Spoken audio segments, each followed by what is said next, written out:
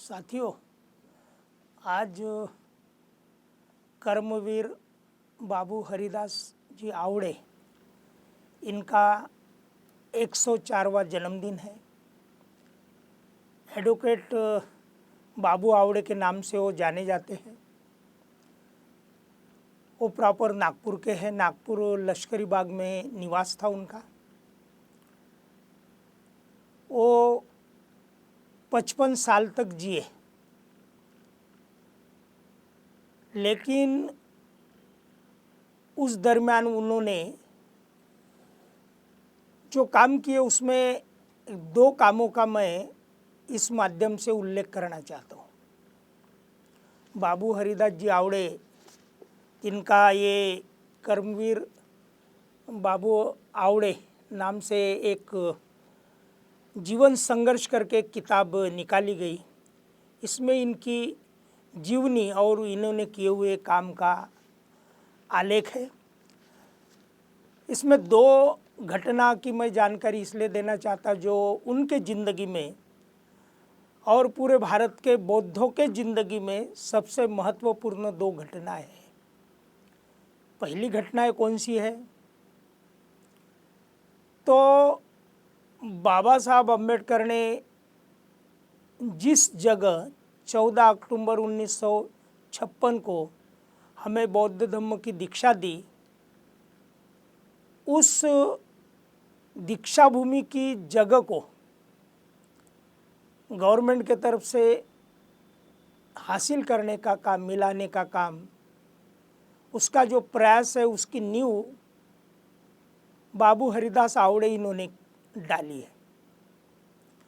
Starting में उन्होंने, जैसा कि 56 में बाबा साहब अम्बेडकर का दीक्षा समारंभ हो गया, उसके बाद उन्होंने 13 अप्रैल 57 जो बाबा साहब अम्बेडकर का जो जन्मदिन 14 अप्रैल 57 को था,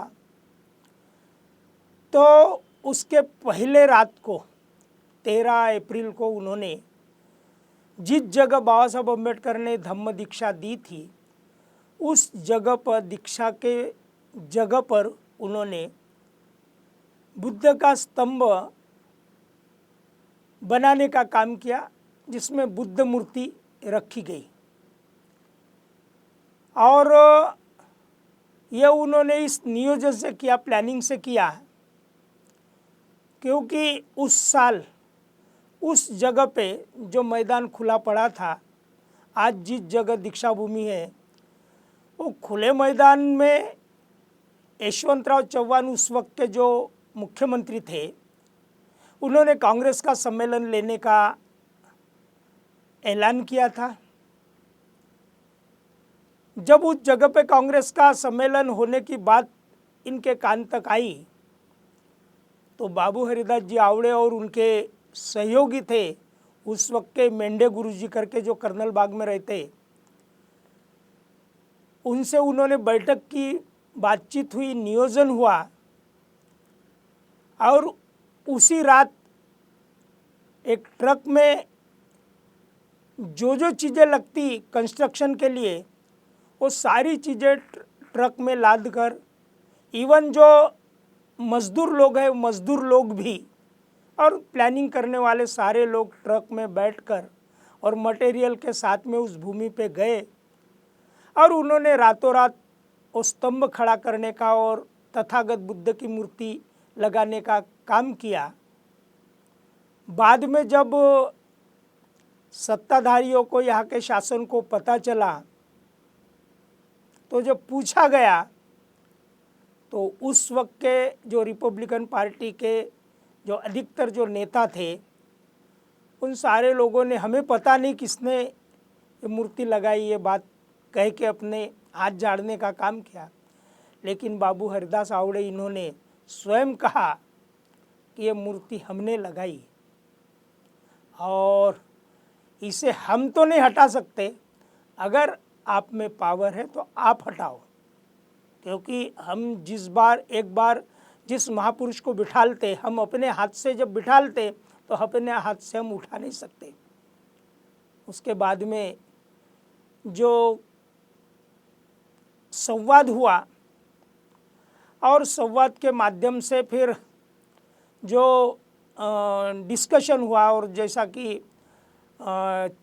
ये यशवंतराव चौहान जी और इनके माध्यम से और जगह की डिमांड की गई और जगह की डिमांड करने के बाद में वो ज़मीन कुछ हिस्सा जैसा 4-5 एकड़ देने की बात कही गई।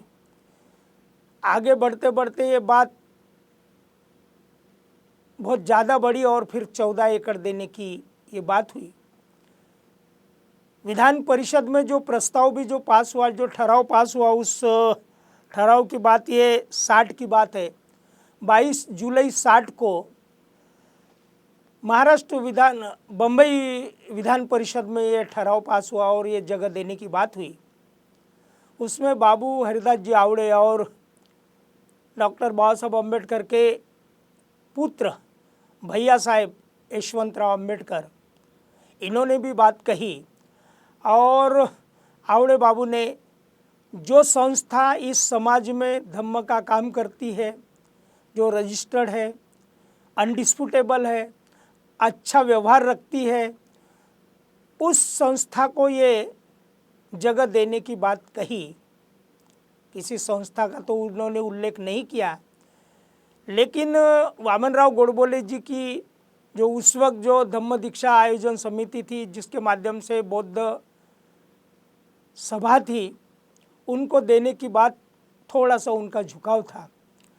लेकिन उस दरमियान में ये जगह का जो प्लानिंग है, नियोजन है, ये पॉलिटिकल लोग जो थोड़ा सा, जिसमें दादा साहब गायकवाड़ ये आगे थे, पॉलिटिकली स्ट्रांग थे और ये पॉलिटिकली स्ट्रांग इसलिए थे कि 57 में जो रिपब्लिकन पार्टी इस दीक्षा भूमि पे 3 अक्टूबर 57 में बनी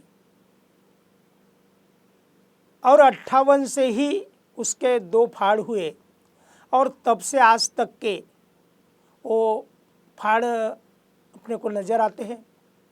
लेकिन दीक्षा भूमि की जगह मिलाने के लिए बाबू आवड़े ने उस वक्त, उस दरमियान की एक घटना है कि ये जैसा आज जो चाइना का युद्ध भारत के साथ में जो अंदर ही अंदर जो चल रहा है या चर्चाएं चल रही है, उस दरमियान भी ये बात थी। तो आवड़े बाबू ने जैसा कि उस वक्त कहा था कि सारी पार्टियां सरकार के साथ में देश के हित में आना चाहिए, वैसा ही सारी अम्बेडकरी और ये जो बुद्ध को मानने वाले और बाबा साहब को मानने वाले सारे लोग इकट्ठा आ जाए, ऐसी उन्होंने अपील की थी। लेकिन वो बात तो बनी नहीं। लेकिन ये दीक्षा भूमि को जो मिलाने का काम है, दीक्षा भूमि का जो नींव डालने का काम है, उसके शिल्पकार के इसमें बाबू हरिदास जी आवड़े का बड़ा योगदान है। आज 14 एकड़ की दीक्षा भूमि आप लोगों के, सारे लोगों के नज़र में है। लेकिन 14 एकड़ की भूमि तो अवेलेबल हुई, लेकिन आज भी दीक्षा भूमि का जो चौथा गेट है, जो उत्तर की ओर से जो निकलता है काचीपुरा के तरफ में, वो आज भी बंद है। तो हम लोग उस वक्त आज से 50-60 साल 70 साल पहले जो बाबू हरिदास आवड़े जी करके गए, उसके बाद में हम लोगों ने एक सरकारी अनुदान के माध्यम से, सरकारी पैसे के माध्यम से, कुछ जनता के भी पैसे के माध्यम से एक स्तूप तो खड़ा किए। लेकिन जो सुविधा आज गवर्नमेंट कहती है कि ए दर्जा दिया गया, लेकिन ए दर्जा के हिसाब से दीक्षा भूमि में कोई सुविधाएं उपलब्ध नहीं है। और जैसा कि मैंने अभी कहा, चौथा गेट जो काचीपुरा के तरफ में निकलता है, आज वो गेट बंद है। इंटरनेशनल दीक्षा भूमि का स्वरूप होने के बाद में, ए दर्जा उसको मिलने के बाद में भी वो गेट ओपन करने के लिए जगह, जैसा कि दीक्षा भूमि स्मारक समिति ने काफ़ी दिनों से, काफ़ी सालों से डिमांड की थी कि ये जो काचीपुरा एरिया की जो कृषि की जगह है, ये मिलना चाहिए। नागपुर में बहन मायावती जी दीक्षा भूमि पे जब 2 बार आ चुकी है, एक बार जाते जाते जब उनके सामने ये हेल्थ के ऑफिसर्स दिखे तब उन्होंने ये पूछा कि ये ऑफिसेस यहाँ कैसे, ये तो हमारे बाबा साहब अम्बेडकर का स्मारक तो हितवाद प्रेस से वर्धा रोड से दिखना चाहिए, और वहाँ जो जैसा कि ITI वगैरह है, आज उस जगह पे जो सारी खाली जगह है, जैसा कि इंटरनेशनल लेवल का अगर कोई ये स्मारक अगर बनता है तो उसके इर्द गिर्द आजू बाजू के 500,000 एकड़ ज़मीन जो है वो करीबन खुली चाहिए, तब कहीं उस जगह को, उस इंटरनेशनल मूवमेंट को एक अच्छा दिखता है, एक अच्छा लगता है। तो आज तो ये सरकार जो मनुवादी सरकार है, जो कल भी थी आज भी है, जो अलग अलग कांग्रेस की हो BJP की हो, तो इन लोगों ने वो जगह तो मेट्रो को देने का काम किया। और क्योंकि भविष्य में ये बुद्धिस्ट लोग, अम्बेडकरी लोग, बहुजन समाज के लोग ये दीक्षा भूमि की वो जगह वर्धा रोड से दीक्षा भूमि तक की ये जो खुली पड़ी है जगह, ये ना मांगे, इसलिए उन्होंने ये सारा षड्यंत्र किया। शरद पवार जी कृषि के मंत्री थे, लेकिन कृषि की 1 इंच भी जगह उन्होंने उस दरम्यान तक नहीं दी।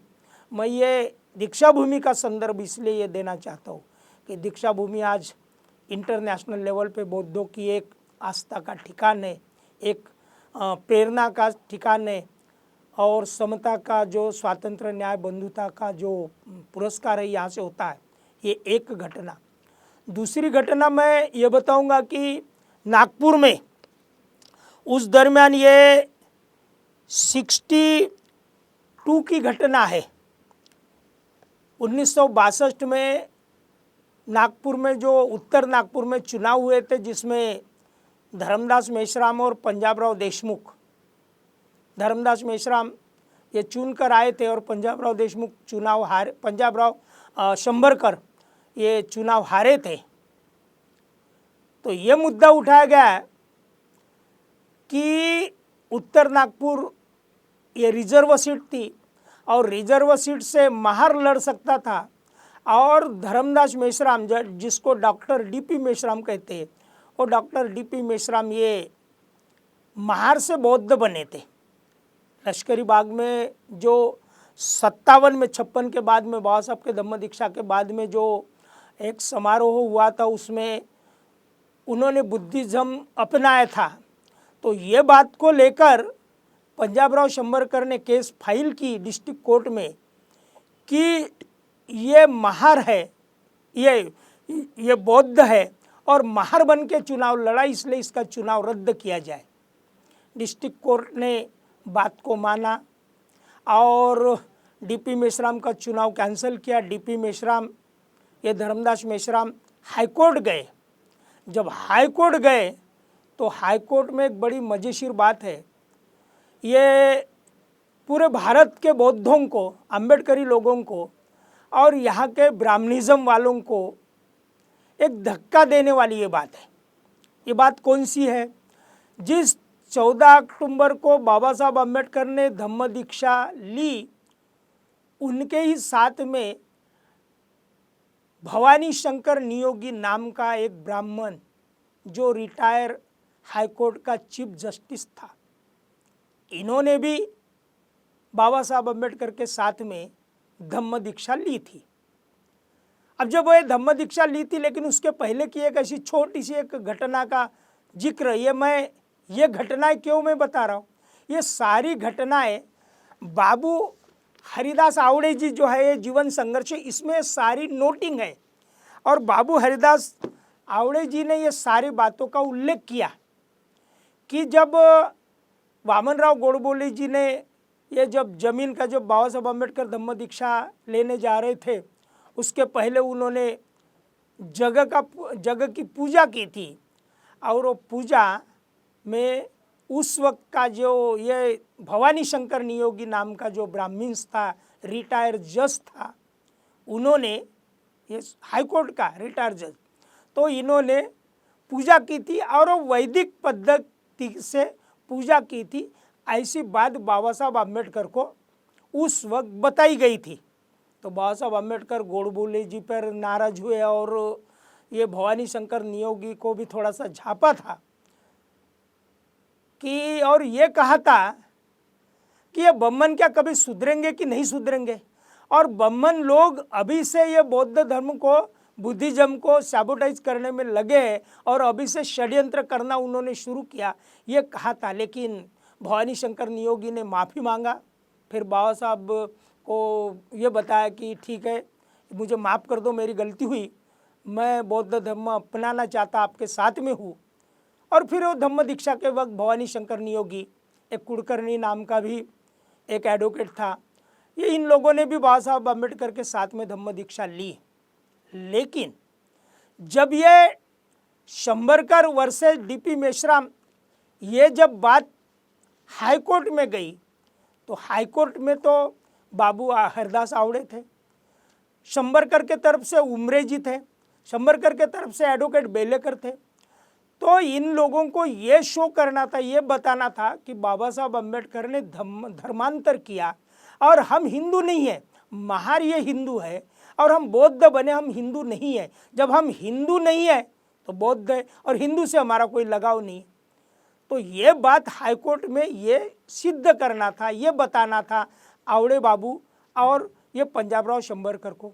तो डीपी मेश्राम जो थे, जो चुन कर आए थे, एमएलए थे उत्तर नागपुर से, उनके तरफ से सारे ब्राह्मण्स खड़े हो गए, जिसमें कौन था प्रमुख, ये भवानी शंकर नियोगी।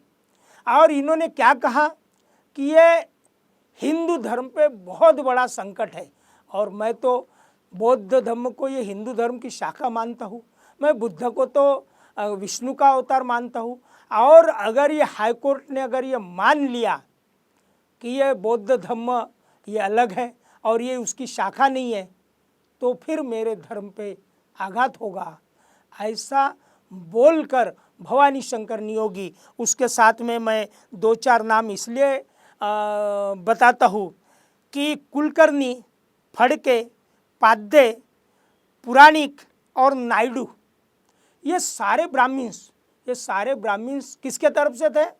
मेश्राम के तरफ से वकीली कर रहे थे हाईकोर्ट में। और क्या कह रहे थे कि ये बाबा साहब अम्बेडकर ने जो धम्म दीक्षा दी वो पॉलिटिकली फंक्शन था, वो राजनीतिक सम्मेलन था और कोई धर्मांतर नहीं था। हिंदू धर्म से बौद्ध धर्म में निकलने वाला जो रास्ता ये नहीं था, ऐसा उन्होंने कहा। और जब 19वीं प्रतिज्ञा, जैसा कि त्रिशरण पंचशील बोलना और 22 प्रतिज्ञा बोलना एक धर्म से दूसरे धर्म में जाने का पर्याप्त सबूत नहीं है, ऐसा इन्होंने कहा। और यही सारी बातें उस वक्त के जो हाईकोर्ट के जज थे, कोतवाल और गोखले, कोतवाल नगर आज भी नागपुर में है, वही जस्टिस कोतवाल और गोखले, ये भी हाईकोर्ट के दोनों ब्राह्मण थे।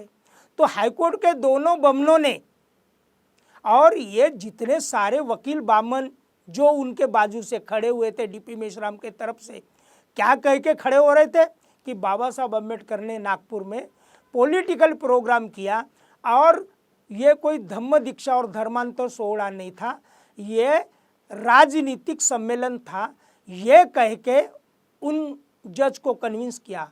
और हाईकोर्ट ने वही फैसला दिया मेश्राम के तरफ से, भवानी शंकर नियोगी के तरफ से, जिसको हम ब्राह्मणी फैसला बोलते, कि बाबा साहब अम्बेडकर की यह धम्म दीक्षा धर्मांतर सोहड़ा नहीं था, ये पॉलिटिकली प्रोग्राम था। मित्रों, इतना बड़ा झटका भारत के सारे बौद्धों को, जिन 5 लाख लोगों को बाबा साहब अम्बेडकर जैसे महापुरुष ने धम्म दीक्षा दी थी, उन सबको ये झटका लगा। आवड़े बाबू से रहना नहीं हुआ और फिर उन्होंने ये जाहिर वाचन जो हाईकोर्ट के जस्टिस गोखले और ये कोतवाल ने जो जजमेंट दिया था हाईकोर्ट के, तो ये जाहिर वाचन किया और लोगों को जागरूक किया और पैसे कलेक्ट किया और सुप्रीम कोर्ट जाने की तैयारी की। और ये हाईकोर्ट का जो फैसला है, ये हाईकोर्ट का फैसला 8, जैसा कि डिस्ट्रिक्ट कोर्ट का फैसला 6 नवंबर 62 का है, हाईकोर्ट का फैसला 8 फरवरी 63 का है।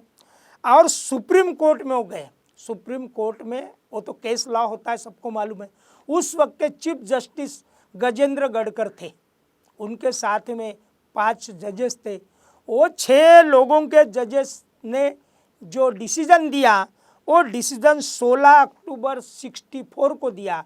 और वो जजमेंट वो अगर आवड़े बाबू ने प्रयास नहीं किया होता तो, क्योंकि ये लोग जितनी ये दादा साहब गायकवाड़ एंड कंपनी ये जो भी ये कहते थे उस वक्त, तो ये सारे रिपब्लिकन पार्टी के नाम से महार बन के पॉलिटिकल पार्टी चलाते थे, महार बन के चुनाव लड़ते थे। और हम महारी है आज भी कागदोपत्री जो भी डॉक्यूमेंट्री इसमें वही वो चाहते थे। लेकिन आवड़े बाबू एक पॉलिटिशियन कम लेकिन रिलीजियस इसमें ज़्यादा थे, इसलिए वो सुप्रीम कोर्ट गए, सारा पैसा कलेक्ट किया। और सुप्रीम कोर्ट में जो गजेंद्र गडकर है जिसके साथ में ये के.एन. बांछू, एम. हिदायतुल्ला, रघुवीर दयाल और जे.आर. मुधोड़कर, ये 5 लोगों ने जजमेंट दिया। वो जजमेंट की कॉपी मैं ले आया हूँ और ये जजमेंट की कॉपी है। 1 रुपया कीमत रखकर उस वक्त उस दरमियान 60 जैसा ये जजमेंट 64 का है, 64 में ये जजमेंट छपाया गया। ये ओरिजिनल कॉपी है, ये ओरिजिनल कॉपी है मेरे पास में कि ये जजमेंट छपाकर उन्होंने ये बताया। तो ये जजमेंट में सारी बात आई जो बाबा साहब अम्बेडकर जो धम्म दीक्षा ली थी। और 19वीं जो प्रतिज्ञा है, क्या प्रतिज्ञा है कि हिंदू धर्म हा मानवतेला नीच समजणारा आणि मानवाचा अपमान करणारा धर्म आहे, म्हणून मी त्यापासून माझी सुटका करतो आणि मी बौद्ध धर्माचा स्वीकार करून माझा आज नवीन जीवन झाला आहे, नवीन जन्म झाला आहे असं मी मानतो। तो ये जो प्रतिज्ञा थी जिसपे ये इन लोगों का आक्षेप था हाईकोर्ट का, तो ये डिसॉल्व की गई और पंजाब राव शंबरकर के माध्यम से, और ये इनको इनके फेवर में, बौद्धों के फेवर में इंटरनेशनल ये जजमेंट लगा। और तब से बौद्धों को कानूनी ये मान्यता मिली कि बाबा साहब अम्बेडकर ने ये जो इतने बड़े राष्ट्र पुरुष में महापुरुष ने जो धम्म दीक्षा दी, ये धर्मांतर का प्रोग्राम था, धम्म दीक्षा का प्रोग्राम था, ये कहकर सुप्रीम कोर्ट ने जजमेंट दिया। तो मैं आपको डिस्ट्रिक्ट कोर्ट, हाई कोर्ट और सुप्रीम कोर्ट के जजमेंट की बात कही। और इस जजमेंट में इसमें ये बाबू हरदास आवड़े जी का बड़ा योगदान रहा। मैं इस पर बहुत ज़्यादा तो नहीं बोलना चाहता, लेकिन 2 बातें कि 1916 का इनका जन्म, लेकिन शेकापे में 1944 को शेकापे के बड़े पदाधिकारी रहे। एसएचडी 1948 में बड़े पदाधिकारी रहे, अध्यक्ष रहे। और रिपब्लिकन पार्टी जब 57 में बनी तो 57 में ही वो बड़े पदाधिकारी रहे। और फिर उन्होंने वो दुरुस्त नादुरुस्त जो रिपब्लिकन पार्टियाँ वगैरह जो चली तो उसमें वो रहे। लेकिन मैं जो उनका जो निधन है 2 मार्च 71 को हुआ, 55 साल के उम्र में उनका निधन हुआ। लेकिन उनका जो योगदान है अम्बेडकरी लोग, बुद्धिस्ट लोग ये भूल नहीं सकते। आज जो दीक्षा भूमि जो दिख रही, जिस दीक्षा भूमि का जो भी वैभव दिख रहा, जो ज़मीन दिख रही, वो ज़मीन मिलाने का काम, उसको हथियाने का काम, वो सारे लीगली सारे पॉइंट। और एक बात एक विशेष है कि जो मैंने बात सुनी कि जैसी ही आवड़े बाबू का निधन होगा, जिनको बाबू आवड़े ही कहते हैं, जिसको कर्मवीर भी कहते हैं, जैसा ही निधन हुआ लश्करी बाग में, आज भी उनकी फैमिली, उनके लड़के आज भी जिंदे हैं, उनका घर है वहाँ आवड़े बाबू चौक के नाम से जाना जाता है। और जिसको कमाल चौक कहते हैं वहाँ आवड़े बाबू का बड़ा फुल साइज लाइफ साइज का स्टैचू भी है। आवड़े बाबू का निधन जैसा हुआ, जिस दिन हुआ उसी दिन आवड़े बाबू के घर में बहुत बड़ी एक चोरी हुई। और वो चोरी काहे की हुई, तो आवड़े बाबू के पास में जो भी डॉक्यूमेंट थे वो सारे डॉक्यूमेंट उस वक्त के उनके विरोधी जो लोग हैं उन लोगों ने चोर के ले जाने का काम किया।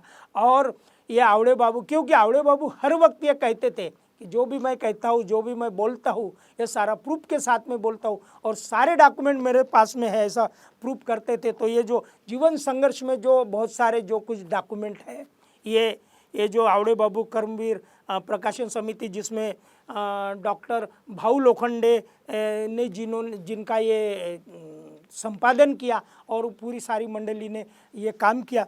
तो मैं इस मौके पर 104वीं जयंती के मौके पर मैं सब आप लोगों को इस माध्यम से धन्यवाद देता हूँ। जय भीम, जय भारत, धन्यवाद।